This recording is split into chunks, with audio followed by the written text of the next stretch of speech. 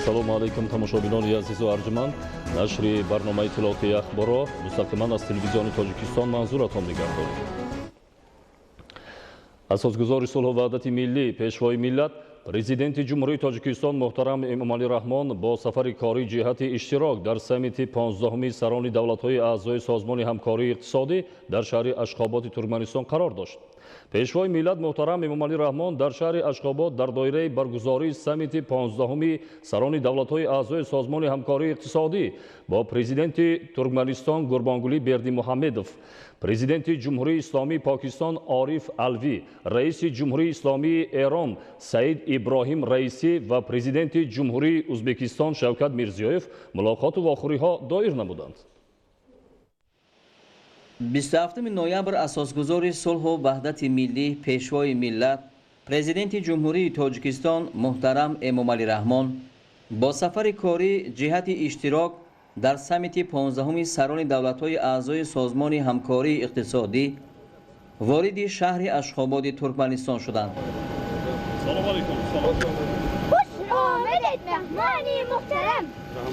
дар фурудгоҳи байналмилалии Ашхобод меҳмони олиқадр президенти ҷумҳурии Тоҷикистон муҳтарам Эмомалӣ Раҳмонро президенти Туркманистон муҳтарам Гурбонгулӣ Бердимуҳаммадов самимона пазироӣ карданд.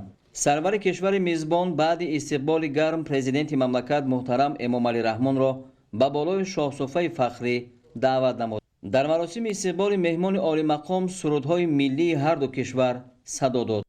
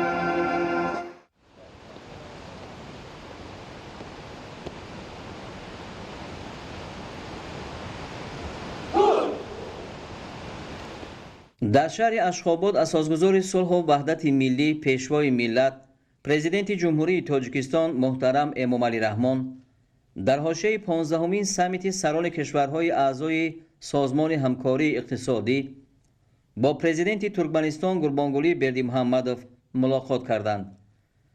дар вохӯрии ҳолат ва дурнамои муносибатҳои ҳамкории Тоҷикистону Туркманистон ҳамчунин дигар масъалаҳои мубрами ҷомеаи ҷаҳонӣ ва минтақа мавриди баррасӣ қарор дода шуд.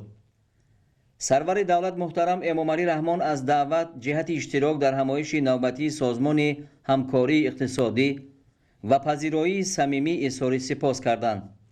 президенти мамлакат муҳтарам Эмомалӣ Раҳмон таъкид намуданд ки тавофуқоти дар ҷараёни гуфтушунидҳои дуҷониба ҳосил шуда ба таҳкими минбаъдаи муносибатҳои дӯстӣ ва ҳамкории кишварҳои мо хизмат хоҳанд кард. ҷонибҳо зимни вохӯрии самимӣ масъалаи рушду густариши робитаҳо дар соҳаҳои тиҷоратию иқтисодӣ, саноат, кишоварзӣ нақлиёту интиқоли бор ва мусофиркашонӣ, истифодаи бандарҳои обии Туркманистон барои боркашонии Тоҷикистонро муҳокима намуданд. таъкид гардид, ки фаъолияти босамари Комиссияи байниҳукуматии Тоҷикистону Туркманистон метавонад ба татбиқи амалии ҳадафҳо мусоидати созанда дошта бошад. дар мулоқот ҳамчунин масъалаҳои рушди муносибатҳо дар соҳаҳои ояндадори илму маориф, фарҳанг ва тандурустӣ баррасӣ гардид. ҷонибҳо зимни баррасии масоили робитаҳои минтақавӣ оид ба авзои кунунии ҷаҳон, ҳамкорӣ дар доираи Созмони ҳамкории иқтисодӣ, Созмони Милали Муттаҳид ва дастгирии ташаббусҳои глобалии якдигар дар арсаи байналмилалӣ табодули андеша карданд.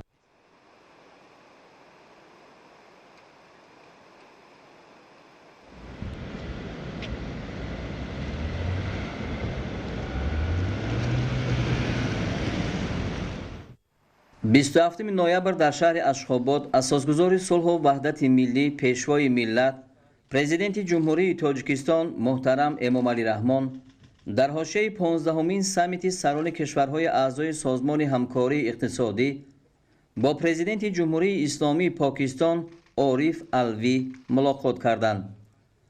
дар вохӯри ҳолат ва дурнамои муносибатҳои ҳамкории Тоҷикистону Покистон ҳамчунин дигар масъалаҳои мубрами ҷомеаи ҷаҳонӣ ва минтақавӣ баррасӣ гардид. президенти мамлакат муҳтарам Эмомалӣ Раҳмон таъкид доштанд, ки Тоҷикистон ба густариши пайвастаи муносибатҳои ҳамкорӣ бо кишвари дӯсти Покистон таваҷҷӯҳи доимӣ зоҳир менамояд. ҷонибҳо оид ба рушду густариши муносибатҳои тиҷоративу иқтисодӣ, афзоиши бештари додугирифт ва интиқоли молу маҳсулот изҳори ҳавасмандӣ карда, барои расидан ба ин ҳадаф тақвияти фаъолияти Комиссияи муштарак оид ба ҳамкориҳои тиҷоративу иқтисодиро зарур шумурданд. пешниҳод гардид, ки баргузории ҷаласаҳои шӯрои муштараки соҳибкорони ду кишвар, ҳамчунин гурӯҳҳои кории муштарак оид ба нафту газ, масъалаҳои энергетика ва зерсохтор таҳти пайгирии доимии ҳукуматҳои ду кишвар қарор гирад. дар мулоқот масъалаҳои ҳамкории дуҷониба дар соҳаҳои мухталифи саноат, энергетика, иқтисоду тиҷорат, сармоягузорӣ ва нақлиёт мавриди баррасӣ қарор дода шуд. татбиқи лоиҳаи касса 1000 дар самти рушди ҳамкории энергетикӣ ва ташаккули долонҳои транзитиву нақлиётӣ аз Тоҷикистон то бандарҳои баҳрии Покистон, Карочӣ ва Гвадар ҷиҳати тавсия бахшидани муносибатҳо дар соҳаи нақлиёт ҳамчун омилҳои муҳими таҳкими робитаҳои барои ҳарду ҷониб судманд арзёбӣ гардид.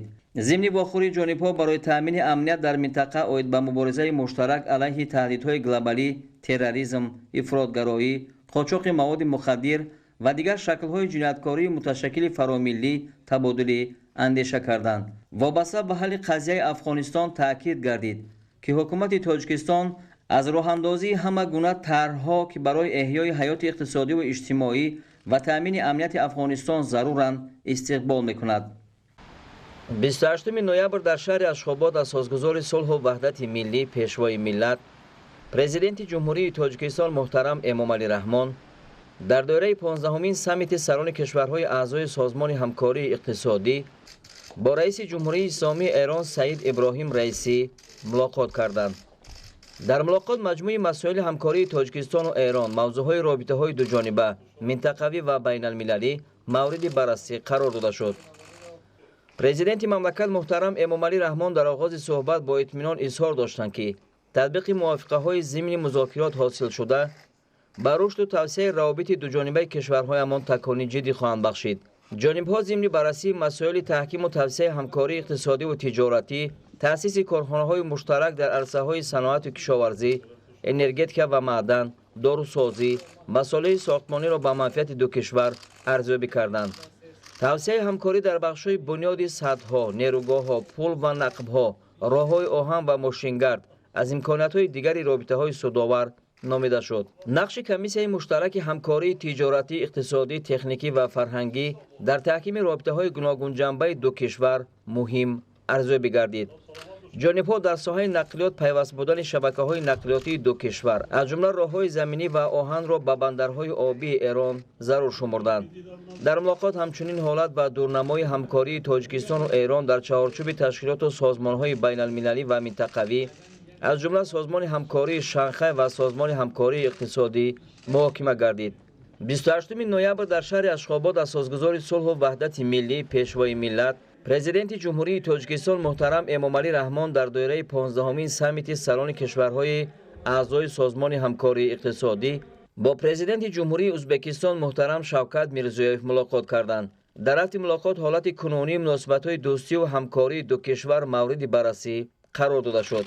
президенти мамлакат муҳтарам эмомалӣ раҳмон дар оғози суҳбат муҳтарам Шавкат Мирзиёевро ба муносибати пирӯзӣ дар интихоботи президенти ҷумҳурии ӯзбекистон бори дигар самимона табрик гуфтанд.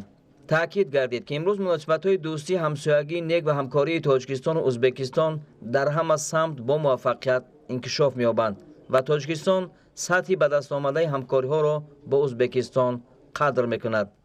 зимни суҳбат ҳамзамон масъалаҳои вобаста ба муносибатҳои шарикии стратегии Тоҷикистону Ӯзбекистон муҳокима гардида, дурнамои таҳким ва таъмиқи минбаъдаи онҳо дар рӯҳияи анъанаҳои бисёрасраи созандаи робитаҳои неки ҳамҷавории мардумони ду кишвар баррасӣ шуданд. аз ҷараёни рушди пайвастаи ҳаҷми гардиши мол байни ду кишвар изҳори қаноат карда шуд. таъкид гардид ки барои боз ҳам боло бурдани ин нишондод истифодаи имкониятҳо аз ҷумла рушди робитаҳои тиҷоративу иқтисодӣ, ҷонло кардани фаъолияти комиссияи байниҳукуматӣ оид ба ҳамкории тиҷоративу иқтисодӣ, татбиқи лоиҳаи ояндадори таъсиси ширкати сармоягузории Тоҷикистону Ӯзбекистон ва корхонаҳои муштараки истеҳсолӣ зарур аст. вобаста ба вазъи Афғонистони ҳамсоя, президенти мамлакат муҳтарам Эмомалӣ Раҳмон таъкид доштанд ки Тоҷикистон омода аст бо фароҳам овардани имконоти логистикии худ барои расонидани кӯмакҳои башардӯстона ба мардуми азияткашидаи Афғонистон мусоидат намояд. 28 ноябр дар шаҳри Ашхободи Туркманистон 15-умин саммити сарони кишварҳои аъзои созмони ҳамкории иқтисодӣ баргузор гардид. дар кори ҳамоиши созмони ҳамкории иқтисодӣ асосгузори сулҳу ваҳдати миллӣ, пешвои миллат, президенти ҷумҳурии Тоҷикистон муҳтарам Эмомалӣ Раҳмон, президенти ҷумҳурии Қирғизистон Садир Жапаров, раиси ҷумҳурии Исломии Эрон Саид Иброҳим Раисӣ, президенти ҷумҳурии Озарбойҷон Илҳом Алиев, президенти Туркманистон Гурбонгулӣ Бердимуҳаммадов, президенти ҷумҳурии Ӯзбекистон Шавкат Мирзиёев, президенти Туркия Реҷеп Таyyip Эрдоган, президенти ҷумҳурии Исломии Покистон Ориф Алви, сарвазири ҷумҳурии Қазоқистон Аскар Мамин ва дабири кулли созмони ҳамкории иқтисодӣ Нозирӣ Хусрав иштирок карданд. президенти мамлакат муҳтарам Эмомалӣ Раҳмон дар оғози суханронӣ президенти Туркманистон муҳтарам Гурбонгулӣ Бердимуҳаммадовро барои анҷоми муваффақонаи раисияш дар созмони ҳамкории иқтисодӣ табрик гуфта, барои ташкили сатҳи баланди нишасти имрӯза миннатдорӣ намуданд. Муҳтарам ҷаноби раис, ҳамкорони гиромӣ, хонумҳо ва ҷанобон, пеш аз ҳама мехостам туркманистони бародарро барои анҷоми муваффақонаи раисияш дар созмони ҳамкории иқтисодӣ ЭКО табрик бигӯям.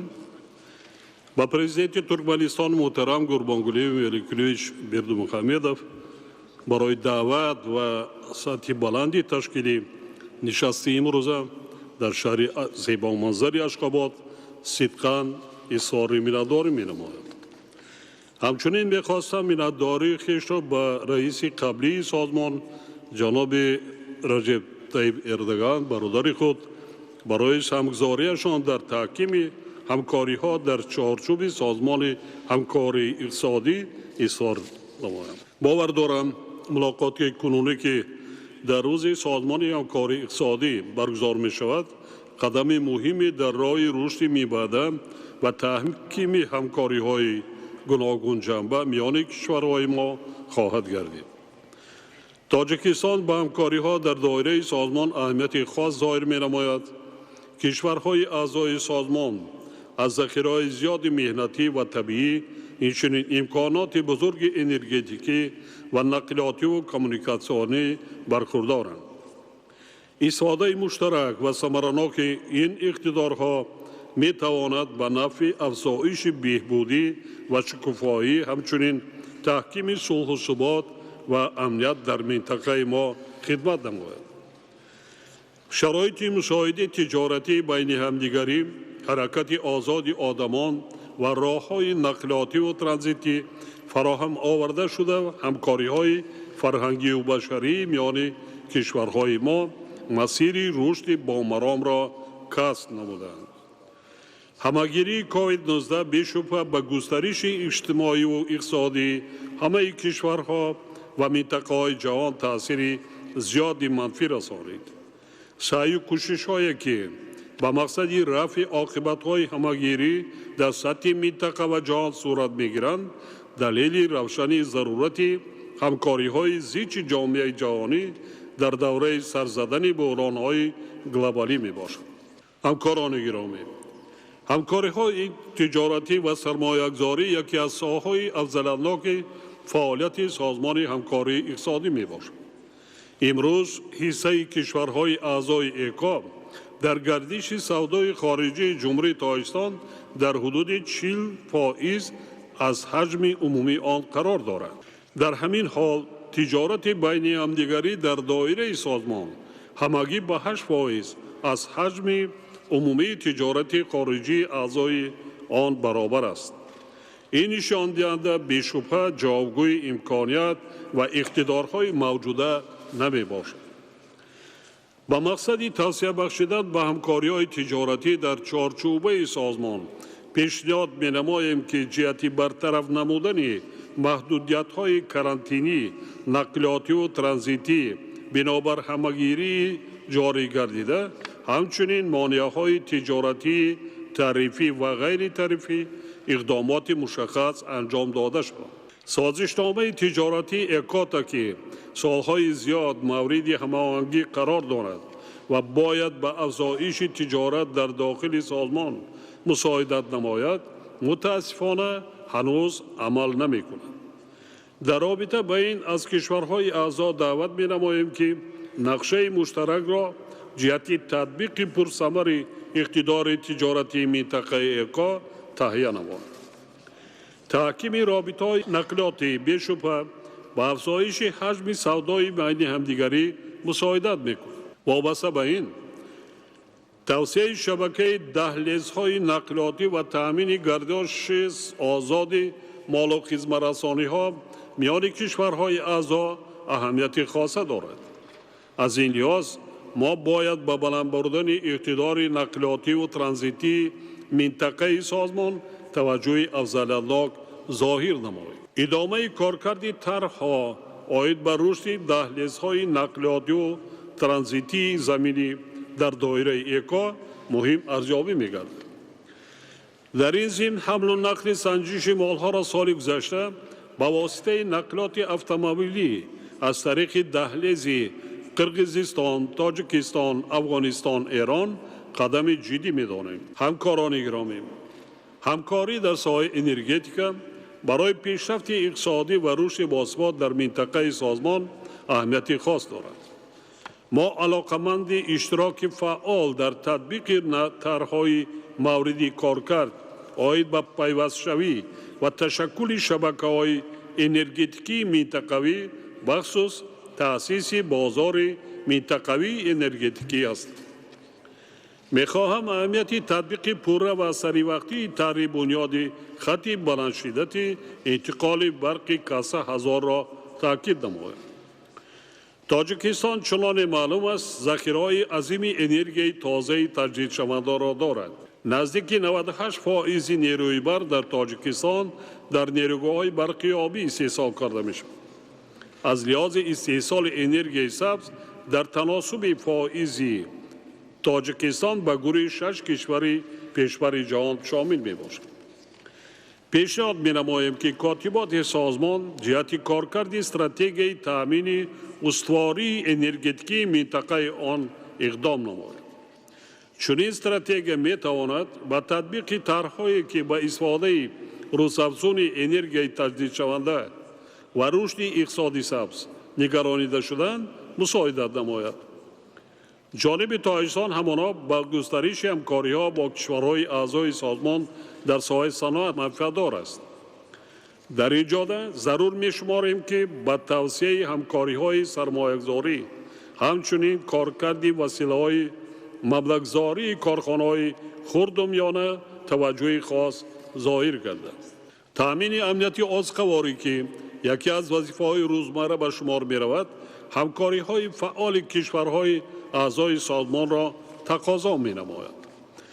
با در نظر داشت ضرورت برطرف نمودن عاقبت‌های اجتماعی و اقتصادی همگیری کووید 19 نیازمندی به چنین همکاری مهمیت بیشتر را کسب می‌کند. پیشنهاد داریم که تا کاتبات سازمان از جهت تهیه سندی داخلدار که هم آهنگی تلاش‌های کشورهای اعضا را در مورد تأمین امنیت آذخواری در نظر داشته باشد تشبث نماید. در این راستا کارکرد نقشه درازمدتی رشد همکاری‌ها در ساحه کشاورزی را در دایره سازمان مهم می‌دانیم. کشورهای ما در برابر تهدیدهای تغییریابی اقلیم آسیب پذیر باقی می‌مانند. خوشسالی‌های پی در پی سالهای آخر باعث عاقبت‌های تاثیربخش در ساحه کشاورزی گردیدند. بنابر آبشوی با سرعت حجم عمومی پریاک‌های تاجیکستان قریب به 3.1 اندازه کم شده است. ظهورات سیل و آبخیزی، یخ و دیگر پدیده‌های طبیعی که همه ساله به اقتصادیات ضرر جدی می‌رسانند افزایش یافته. با در نظر داشت این عامل‌ها مهم می‌دانیم که در دایره سازمان با مسائل تغییریابی اقلیم و در این ضمن کاهش تهدیدهای آفت‌های طبیعی توجه جدی ظاهر کرده شد.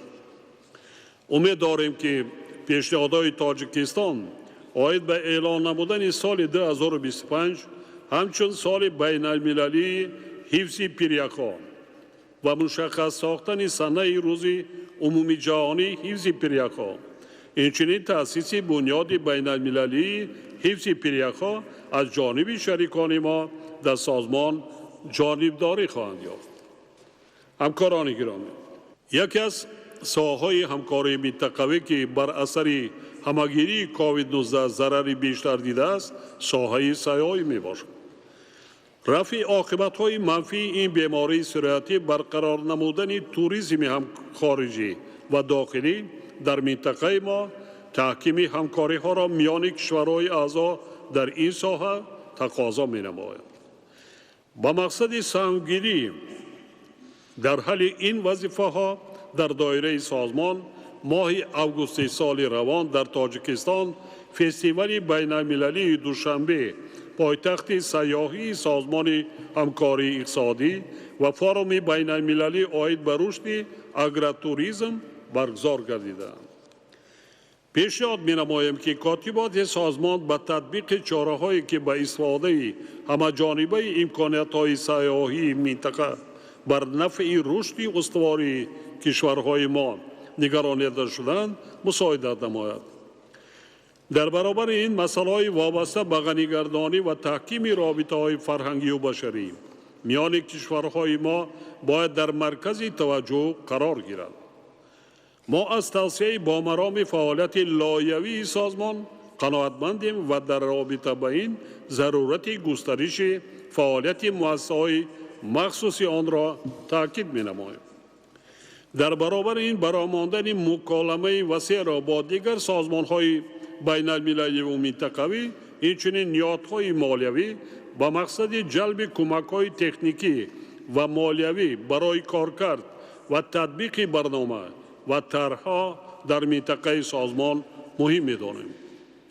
در این زمینه می‌خواستم اهمیت قطعنامه سازمان ملل متحد را آید به همکاری‌ها با سازمان همکاری اقتصادی که 9 سپتامبر سال روان قبول شده بود ذکر نماید. تاجیکستان از دارد تا من بعد نیز در فعالیت سازمان در همه 6 سمت افضلیت‌ناک در سند بنیادی دورنمای سازمان همکاری اقتصادی 2025 درج گردیدن شرکت داشته باشد. همکاران گرامی، تاجیکستان همیشه از تحکیم همکاری‌های منطقوی در تمام قلمرو سازمان به منفعت شکوفایی مردمان ما جانبداری می‌کرد و می‌کند. ما اهمیت افغانستان را همچون حلقه ناگسستنی در تطبیق لایحه‌ها و برنامه‌های مشترک در ساحه‌های تجارت و اقتصاد و ترانزیت و نقلیات در چارچوب سازمان پورا درک می‌کنیم. پیشبرد می‌آمده نقشه‌های در این سمت پیش بینی شده پیش از همه از معتدل گردیدن وضع نظامی و سیاسی و تأمین امنیت در این کشور وابستگی دارد. از نگاه ما حل مشکلات در افغانستان به میان آمده ضرورت تشکل هرچه زودتر حکومت فراگیر را در کشور با اشتراک همه گروه های قومی و سیاسی تقاضا می نماید. افغانستان امروزها در آستانه فلاکت بشری قرار دارد. با فرارسیدن موسم سرما وضعیت می تواند دوچند شدت گیرد و باعث گرسنگی عمومی گردد. وابسته به این رسانیدن کمک گومانیتری را به مردم افغانستان توسط ساختارهای سازمان ملل متحد و سازمانهای بین المللی بشری ضرور می‌دانیم. بر این باورم که کارهای ضروری جهت تحکیم منبع همکاری‌ها در دایره سازمان در دوره پیش آمدی رئیسی جمهوری ازبکستان نیز به طور سازنده ادامه خواهند یافت.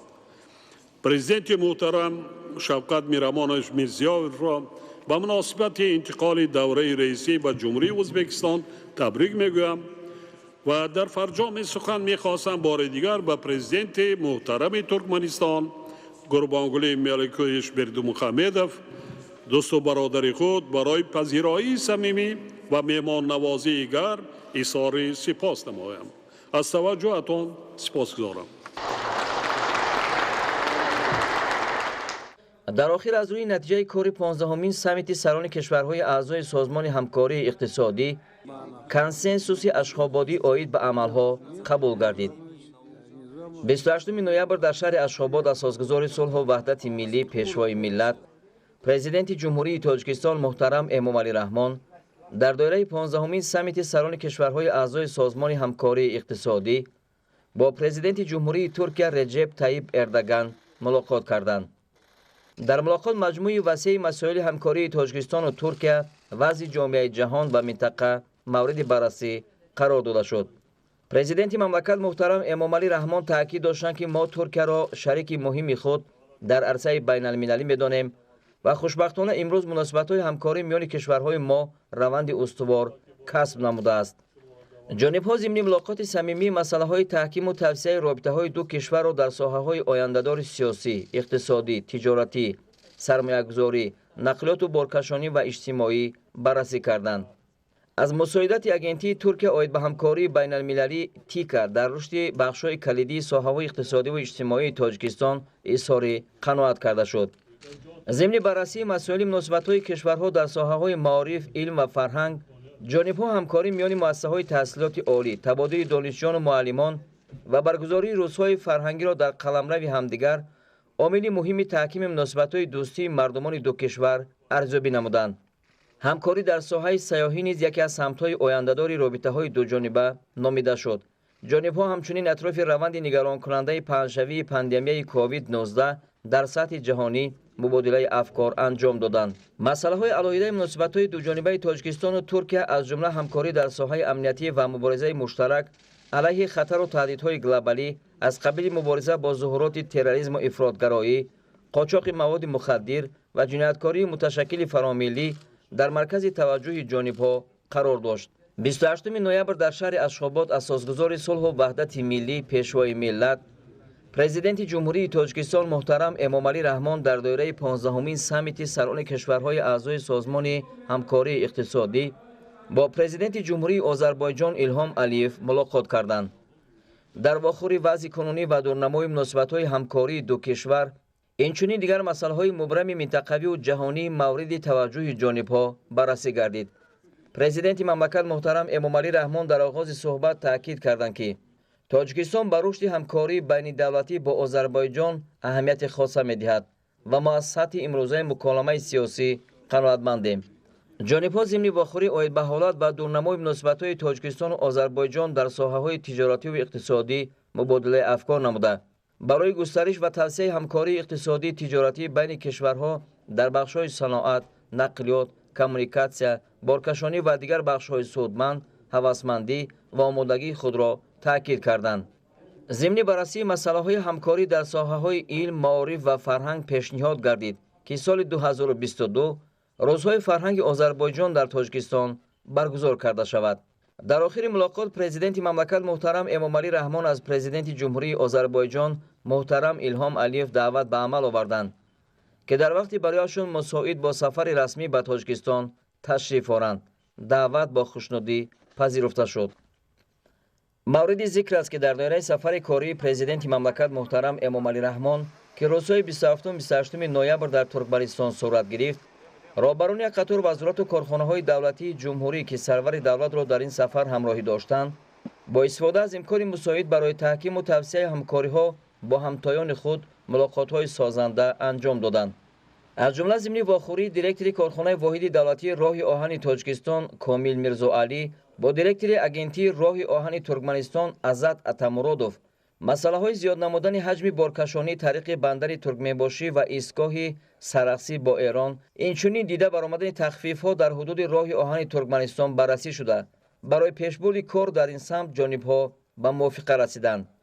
در واخوری وزیر نقلیات جمهوری تاجیکستان عظیم ابراهیم با دیرکتور گنرالی اگنتی نقلیات و کمونیکاسیون نزد دیوان وزیران ترکمنستان چکیف محمدخان مسئله همکاری دایر به تطبیق لایحه‌های راه‌های دارای اهمیت بین‌المللی، انتقال مال و محصولات و استفاده امکانات‌های ترانزیتی قلمرو کشورها محاکمه گردید.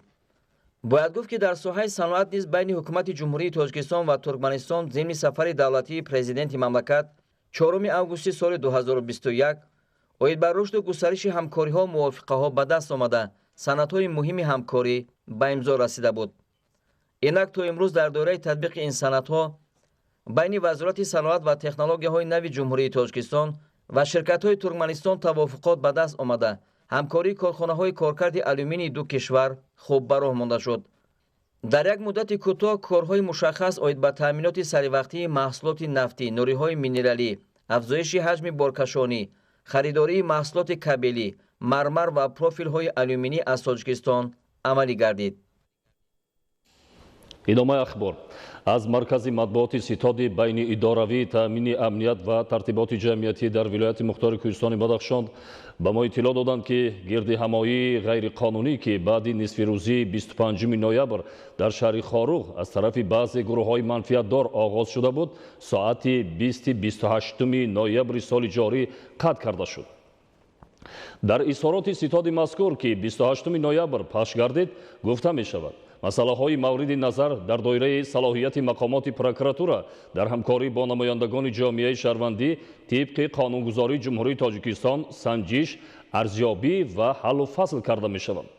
тартиботи ҷамъиятӣ дар шаҳри хоруғ пурра ба эътидол оварда шуд. фаъолияти нақлиёти ҷамъиятӣ дар хиёбони марказӣ ҳам ба низом даромад. нуқтаҳои савдо ва хизматрасонии маишӣ тибқи реҷаи муқарраршуда кори худро идома дода истодаанд. дар доираи рушди устувори ҷумҳурии тоҷикистон дар вилояти мухтори кӯҳистони бадахшон 3 соли охир корҳои созандагӣ ва бунёдкорӣ сохтмони иншооти таъиноти гуногун вусъат ёфта имконоти муосири зист ва хизматрасониҳо барои сокинон муҳайё гардидааст. дар зарфи 3 соли охир дар вилояти мухтори кӯҳистони бадахшон бо маблағгузории ҳукумати ҷумҳурии тоҷикистон ва шарикони рушд 743 иншоот бунёд гардида, беш аз 750 ҷойи кори доимӣ ва беш аз 2000 ҷойи кори мавсимӣ фароҳам гардид. таърих исбот намудааст ки миллати тоҷик баъди ба даст овардани истиқлолияти сартосарии мамлакат ба марҳилаи рушди устувор қадам гузошта, барои ободу зебо намудани шаҳру ноҳияҳо аз тамоми имкониятҳои мавҷуда самаранок истифода намудааст. вилояти мухтори кӯҳистони бадахшон дар қиёс ба дигар вилоятҳо дар 3 солаи охир ба таври шинохтанашаванда рушд ёфта, дар ин самт иқдомҳои нек аз ҷониби давлату ҳукумати ҷумҳурии тоҷикистон рӯй даст гирифта шуд. таҳлилҳо нишон медиҳанд ки дар даврони соҳибистиқлолии ҷумҳурии тоҷикистон дар шаҳру ноҳияҳои вилояти мухтори кӯҳистони бадахшон иншооти муосир барои рушди соҳаҳои ҳаётан муҳими ҷомеа бунёд гардида, ба ин васила ин минтақаи мамлакат ҳамчун макони рушдёфта эътироф гардидааст. танҳо дар муддати 3 соли охир дар ҳудуди вилояти мухтори кӯҳистони бадахшон аз 910 иншооти аҳамияти иқтисодиву иҷтимоӣ дошта, тибқи нақша 743 иншоот бо тари муосир ва ҷавобгӯ ба меъёрҳои байналмилалӣ, аз он ҷумла донишгоҳҳои сатҳи байналмилалӣ, муассисаҳои муосири таълимӣ, беморхонаву марказҳои савдо, тарабхонаву қасрҳои муосири варзишиву фарҳангӣ ва чандин инфрасохтори ҳаётан муҳим бунёд гардид. گردیده عین زمانی است تغییرات‌های جدی مشاهده می‌گردد. دوام سال روان از جانب شعبه ساختمان اساسی مقامات اجرایی حکومت دولتی ولایت مختار کوهستانی بدخشان ساختمان بنای مکتب ابتدایی در دشتی از گلام ناحیه ونج برای 96 نفر طالب علم در یک بست با ارزش خرجناموی زیاده از 1 میلیون سومانی، بنای معموری جماعت دهات صغیردشت ناحیه درواز و جماعت دهات نوآباد ناحیه شغنان و روشان و ناحیه راشقلعه بنیاد گردیده، کارهای ساختمانی در انشاءات دیگر جریان دارد.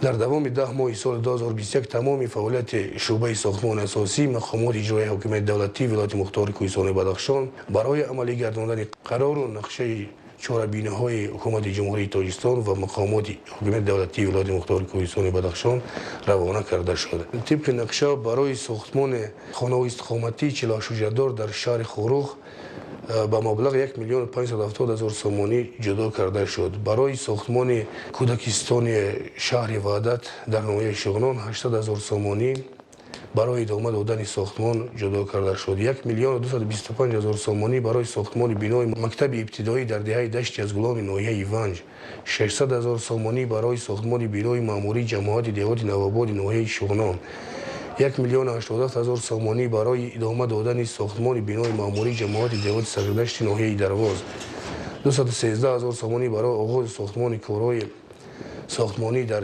انشاءات بنای معموری جماعت دهات روشان ناحیه روشان، 770,000 سومانی برای ادامه دادن بنای معموری جماعت دهات راشقلعه ناحیه راشقلعه، 135,000 سومانی برای کارهای لایحه‌کشی سالهای من بعد.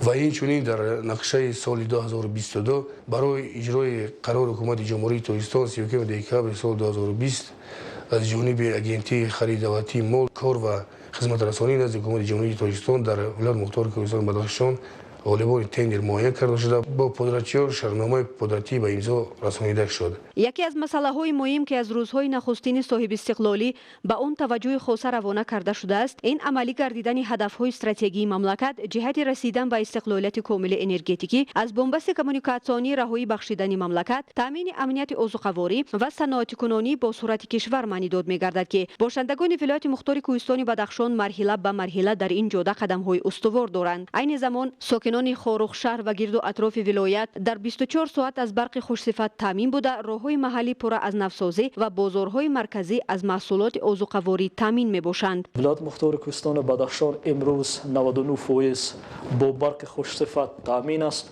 گفته می‌توانیم که 24 ساعت ساکنان ولایت مختار کوهستان بدخشان با برق خوش‌صفت تامین هستند. این البته مقصد و نقشه اساسی حکومت جمهوری تاجیکستان بود که امروز ولایت مختار کوهستان بدخشان به این هدف نائل گردید. شرکت برقی پامیر انرژی که یکی از شرکت‌های با نفوذ در ولایت مختار کوهستان بدخشان قرار دارد، امروزه کوشش نموده است که همه آن جماعت‌ها و دهه‌های دوردستی که در ولایت قرار دارند باید با برق تامین باشند. با مقصد به طلبات‌های جهانی مطابق ساختن راه‌های محلی و برآوردن از بنبست کمونیکاسیونی در دوران صاحب استقلالی مملکت، قطعه‌های راه‌های دشوارگذر پر از نفسازی گردیده، مسئله چراغان‌کنی راه‌ها نیز حل مثبت خود را پیدا نموده است. همه این کارهای نیک و سازنده هر یک ساکن ولایت را به آن وادار می‌سازد که در حفظ این دستاوردها مسئولیت بلند را نشان دهند و نسل جوان را به آباد و زیبا نگاه داشتن این سرزمین روانه سازند.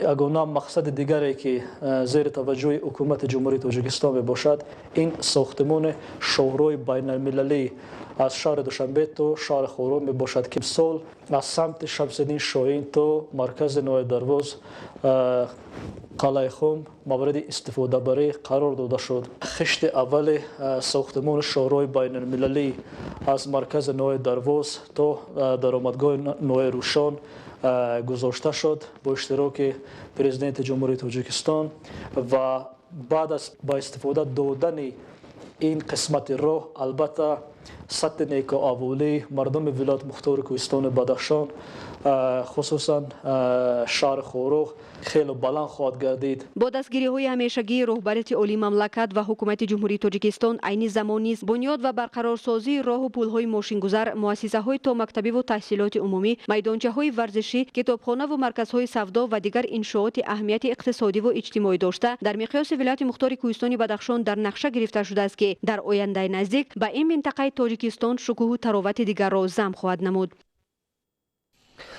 давоми соли ҷорӣ ҳаҷми зиёди корҳои таҷдиду навсозии иншооти барқрасонӣ ва корҳои таъмирӣ дар 9 шаҳру ноҳияи вилояти Суғд амалӣ гардида аз ҷониби филиали ҷамъияти савумии кушодаи шабакаҳои тақсимоти барқ дар шаҳри Истарафшан дар баробари интиқолу тақсимоти боэътимоди нерӯи барқ эҳтимолӣ садамаҳо дар иншооти барқрасонӣ пешгирӣ карда шудааст. гузориши Равзали Раҳмон ва Илёси Бобоҷон.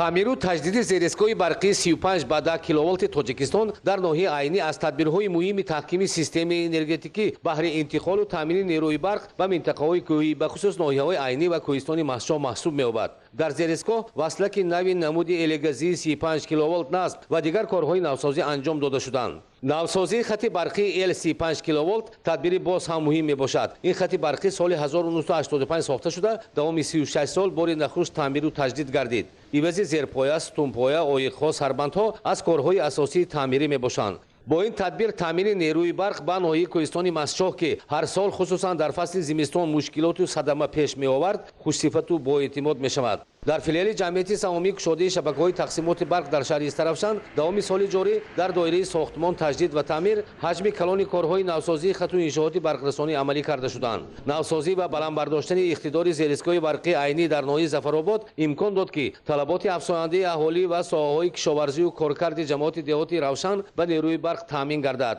дар зерисгоҳ 3 трансформатори мавҷуда бо тавоноии умумии 12 мегаволт ампер таҷзия карда трансформаторҳои 16 мегаволт ампер ва 6,3 мегаволт ампер насб хати интиқоли барқи 35 киловолт аз зерисгоҳи барқии Саҳро то айнӣ дар масофаи 2,5 километр нав аз шиддати 35 киловолт ба шиддати 110 киловолт гузаронида шуд. бино ба ҳисобҳо ин навсозӣ талафоти нерӯи барқро ҳар моҳ аз 80 то 100 ҳазор киловаттсоат кам кардааст. طبق نقشه‌های راهبریت جمعیت سهامی کشاده شبکه‌های تقسیمات برق هدف از اجرای چنین کارهای تجدید و نوسازی در برابر انتقال و تقسیم منتظم نیروی برق کم کردن تلفات نیروی برق پیشگیری از صدمه‌ها در خط و دستگاه‌های برقرسانی میباشد. با استفاده دادن نوبت دومی زیرسگاه برقی 35 با 10 کیلوولت دشتیکون با نصب ترانسفورماتور 4 مگاولت آمپر در ناحیه دیوشتیش بنیاد نوبت دومی زیرسگاه برقی 35 با 10 کیلوولت کورکات برای کم کردن سرباری زیرسگاه لنگر در ناحیه سپیتامین ساختمان خط برقی دو زنجیره در منطقه اسماعیلی سامانی ناحیه دیوشتیش به مسافه 6.2 کیلومتر تعمیر و تجدید زیرسگاه‌های زرین رود و کوهستان در شهر استرافشان تدبیرهای تعمیر و نوسازی خط و دستگاه‌های برقی در شهر پنجکن تعمیری 544 عدد زیرسگاه‌های ترانسفورماتوری 225 کیلومتر خط‌های انتقالی برق عوضی خط و پایه‌ها ترانسفورماتورها با مبلغ 4 میلیون و 200 هزار سومانی در دام 10 ماه سال جاری از تدبیرهای تحکیم سیستم انرژتیکی میباشند. اجرای کار تعمیر و تجدید و نوسازی خط‌ها زیرسگاه‌ها و ایستگاه‌های برقی به انتقال تامین منتظم قوه برق کم کردن تلفات نیروی برق و پیشگیری از صدمه‌ها خصوصا در دوره زمستان میباشد. برای کم کردن تلفات نیروی برق نقشه چهاربینی از 12 بند ترتیب داده شده بود که کارها به اتمام رسید. این تدبیرها برای به معیار آوردن تلفات نیروی برق مساعدت می‌نماید. در فیلیال جمعیت سهامی شبکه‌های تقسیمات برق در شهر استرافشان تأسیس شعبه نوی بیلینگ تقسیمات و تلفات برق برای ترتیب دادن توازن کم کردن تلفات قوه برق اصولی پیشرفته بوده. در همه 38 عدد زیرسگاه‌های برقی توازن انرژی برق جاری گردیده است. در 43 عدد چشمک‌های واردشوی 6 تا 20 کیلوولت حسابکنک‌های ایندوکسیونی با حسابکنک‌های الکترونی عوض همه بیش از 235 هزار مشتری با برنامه بیلینگی وارد کرده شدند. همزمان استفاده صرفه‌کارانه قوه برق در هر یک عائله، کارخانه و مؤسسه مناسبت صرفه‌کارانه عاقلانه و قوه برق و شبکه‌های برقی نیز از عامل و سرچشمه‌های کم کردن تلفات نیروی برق میباشد. برق هم همچون محصولات استحصال کرده می شود و تا مشتری رسانیده می شود. برای همین ما هر یک نفر خواه در عائله خواه در کارخانه و قدر نعمت طبیعی تاجیکستان باید رسیم و قوه برق را صرفه‌کارانه استفاده بریم. هر قدری که ما نیروی برق را صرفه‌کارانه استفاده می بریم تامینات آن به اهالی و کارخانه‌های صنعتی بیشتر و بهتر می گردد. اجرای 15 چهاربینی تعمیر و تجدید خط و انشاءات برقرسانی و تقسیمات برق در دایره آمادگی‌ها به دوره تیره‌ماه و زمستان در شبکه‌های شهر و ناحیه و خطه‌های شبکه‌های تقسیمات برق در شهر استرافشان نیز برای تامین قوه برق صفت شدت کم کردن تلفات قوه برق در دوره زمستان مساعدت می‌نمایند. ادامه اخبار. имсол дар мамлакат бояд дар майдони 180,074 гектар кишти тирамоҳӣ гузаронида шавад. Кишти тирамоҳӣ аз кишти баҳорӣ чӣ тафовут дорад ва чӣ гуна метавон ҳосили баланду босифат ба даст овард? ҳамкорамон Наврӯзшоҳ Азизулло гузориш медиҳад. дар сурати риояи агротехникаи кишту парвариш кишти тирамоҳӣ аз кишти баҳорӣ метавонад то 20% ҳосили бештар диҳад. инро таҷрибаҳои чандсолаи илмиву амалии олимони донишгоҳи аграрии тоҷикистон собит намуд. барои таъмини фаровонҳосилӣ қабл аз шудгор, ғизодиҳӣ, коркарди чуқури замин тавассути техникаи тасмачарх ва интихоби тухмиҳои хушсифату мутобиқ ба маҳалли парвариш зарур аст. ба хотири сари вақт ва беҳтару хубтар самаранок истифода бурдани заминҳо мо бояд муҳлати кишти тирамоҳиро риоя намуда дар муҳлатҳои муқарраршуда вобаста ба водиҳо ва минтақаҳо бояд ин чорабинии кишоварзиро ба анҷом расонем, чунки моҳияти кишти тирамоҳӣ пеш аз ҳама бо дар назардошти риояи талаботҳои агротехникӣ дар он аст ки маҳз ана ҳамин муҳлат ё ки кишти тирамоҳӣ имконият медиҳад ки дар оянда ҳосили зироатҳои ғалладонагиро бештару хубтар кунад. дигаргуншавии иқлим дар ҷаҳон тадриҷан то андозае ба баланд гаштани ҳарорат ва кам шудани имкониятҳои табиӣ барои истеҳсоли маҳсулоти кишоварзӣ оварда расонидааст. бо назардошти ин ҳолат ва ҷиҳати гирифтани ҳосили баланд, олимони донишгоҳи аграрии тоҷикистон ба номи Шириншоҳ Шоҳтемур дар баробари гузарондани кишти тирамоҳӣ дар қидаҳои таълимии таҷрибавӣ ҳамзамон бо назардошти афзалият ба хоҷагидорон гузарондани кишти тирамоҳӣ ғалладонагиҳоро тавсия медиҳанд. таҷрибаи солҳои охир нишон медиҳад ки дар заминҳои лалмӣ аз ғалладонагиҳо танҳо метавон аз кишти тирамоҳӣ ҳосили баланд ба даст овард. имрӯз ҳавои хуб аст, мебинем дурустпаз як боришот мешад ё ки барфу борон зиёд мешад, ҳамин қади аз кишт мемонем, ҳамин қади мо аллакай муҳлат истифода карда намешавад, ҳамин тавр мо аллакай аз ҳосили хубе ки дар оянда метавонем гирифта аллакай маҳрум мешавем. барои ҳамин бояд ҳар як шахс имрӯз фикр кунад, ҳар як оила бояд фикр кунад ки ба хотири худ таъминкунӣ тамоми имкониятҳои мавҷударо истифода барем. мутобиқ ба талаботи агротехникӣ ба роҳ мондани кишту парвариши зироат то андозаи хароҷоти бештарро талаб мекунад, вале муҳим ин аст ки ба ин восита барои гирифтани ҳосили баланд имкон фароҳам оварда шуда ҷиҳати афзоиш ёфтани самараи иқтисодии хоҷагидорӣ мусоидат мекунад. бо ҳамин назардошт ин шабрӯз даврае ба ҳисоб меравад ки бо истифода аз рӯзҳои офтобӣ ҳарчи бештар дар заминҳои назди ҳавлигию кушод бояд кишт гузаронида шавад. мақсади самаранок истифода бурдани замин ин пеш аз ҳама осудагии оила, серию пурии аҳолӣ ва худ таъминкунии мардум мешавад. сабаби асосии то андозаи гарон шудани арзиши маводи ғизоӣ дар ҷаҳон ба дигаргуншавии иқлим, кам шудани имкониятҳои табиӣ барои истеҳсоли маҳсулоти кишоварзӣ ва бештар шудани талабот ба маводи ғизоӣ дар ҷаҳон марбут дониста мешавад. истифодаи пурраи имкониятҳои табиии Тоҷикистон, таъмини истифодаи оқилонаи замин ва ба ин васила зиёд гардонидани ҳаҷми истеҳсоли маҳсулоти кишоварзӣ имкон медиҳад ки ҳар як оила дар баробари қонеъ гардонидани талаботи худ бо маводи ғизоӣ ҳамзамон аз ҳисоби фурӯши маҳсулоти кишоварзӣ даромади иловагии иқтисодӣ ба даст биёрад. тамошобинони азизу арҷманд, ин буд барномаи иттилоотии ахбор. танзияту хонобод бошед.